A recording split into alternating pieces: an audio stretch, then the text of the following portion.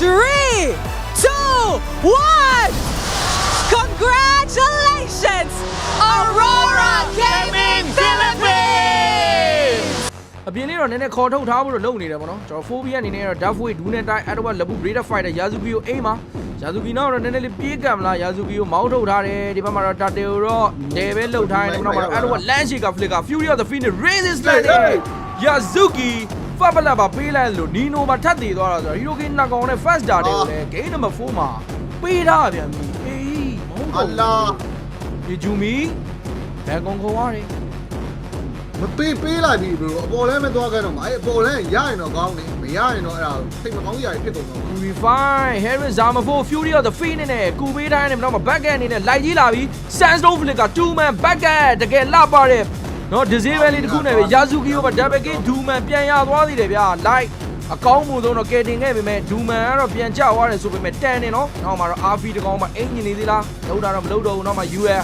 Nana Play ကင်ပေါက်ချက်နောက်မှလည်း Sonata Rasodi နဲ့တော့ UL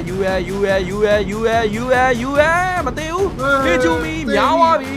အဲ့ကောင်ကလည်း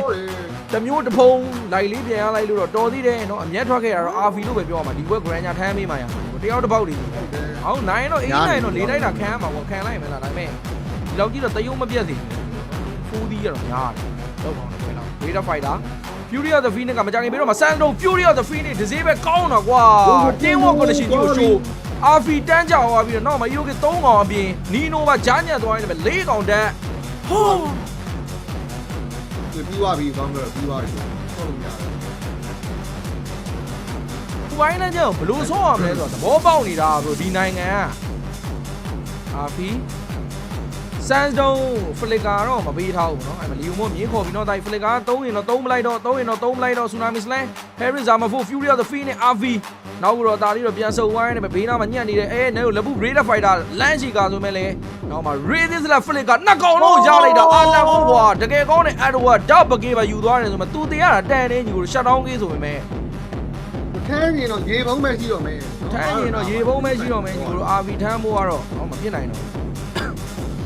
ဟုတ်လားနာလွယ်တော့ခိုင်တဲ့ strike ဘောလဲလုံးအနေနဲ့ကတော့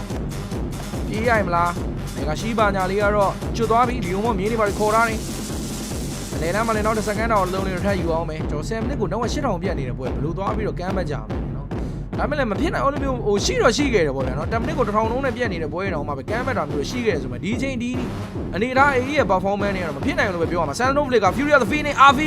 တမ်းပြဝိုင်းနဲ့အဲ့မီနဲ့တူတယ်ရောက်ရင်Nino ပါရှော့သွားတာအာလက်ကလေးတကောင်ကတော့ဘာမှတော့မဖြစ်ဘဲနဲ့เนาะကျွန်တော်တို့ channel နေခဲ့ပေမဲ့ Hejumi နဲ့ Yazuki နှစ်ကောင်နဲ့တော့ထမ်းပြီးတော့ကားလို့ရပါအောင်လေ Yazuki ပါ